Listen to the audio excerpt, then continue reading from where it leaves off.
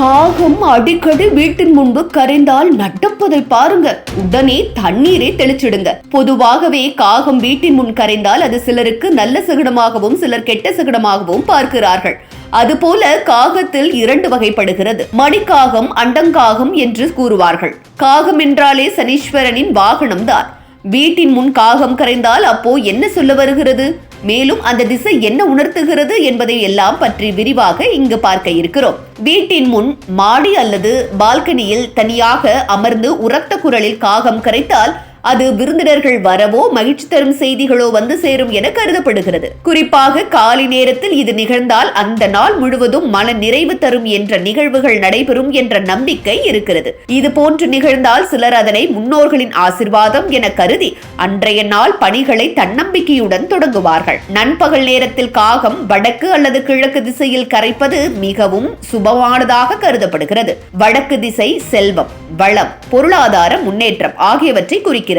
கிழக்கு திசை அறிவு, ஆன்மீகம் மற்றும் நல்ல வாய்ப்புகளை குறிக்கும் திசையாகும். எனவே இந்த நேரங்களில் காகம் கரைத்தால் அது வீட்டில் செல்வமும் மகிழ்ச்சியும் பெறப்போகிறது என்ற அறிகுறி என மக்கள் கருதுகின்றனர். சிலர் இதை பார்த்தவுடன் தானம் செய்வது, இனிப்பு பகிர்வது போன்ற நற்செயல்களை செய்வது வழக்கமாகும். பயணத்திற்கு செல்லும் முன் காகம் கரைப்பது மிகச் சிறந்த சகுனமாக கருதப்படுகிறது. இது அந்த பயணம் வெற்றிகரமாக முடியும் என்பதையும் எதிர்பாராத நல்ல விளைவுகள் கிடைக்கும் என்பதையும் குறிக்கிறது. பழைய காலங்களில் வணிகர்கள், அரசர்கள், யாத்ரீகர்கள் எல்லோரும் பயணத்துக்கு முன் காகத்தின் குரலை கவனித்து அது நல்வழி காட்டுகிறது என்று நம்பி பயணத்தை தாமதமின்றி தொடங்குவார்கள்.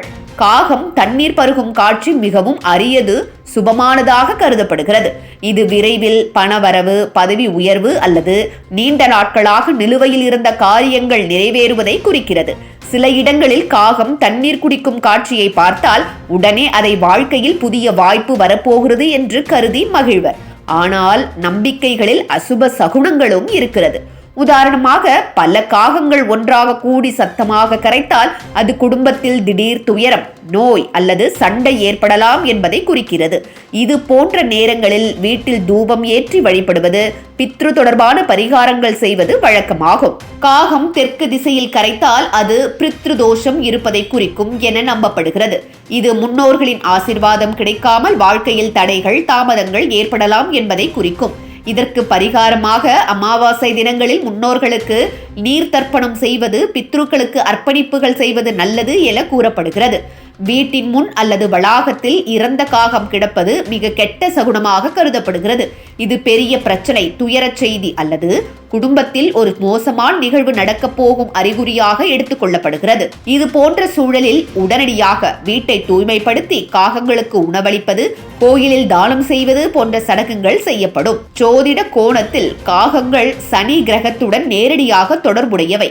குறிப்பாக சனிக்கிழமைகளில் காகங்களுக்கு உணவளிப்பது சனி தோஷத்தை குறைக்கும். அதுபோல ராகு கெட்ட நிலையில் இருக்கும் போதும் காகங்களுக்கு உணவளிப்பது நல்ல பலனை தரும் என கூறப்படுகிறது. இதனால் பலர் தங்களின் வீட்டின் முன்பாகவே காகங்களுக்கு உணவு வைப்பது முன்னோர்களின் ஆசிர்வாதத்தையும் கிரக தோஷ நிவாரணத்தையும் பெறும் ஒரு வழிமுறையாக கருதப்படுகிறது.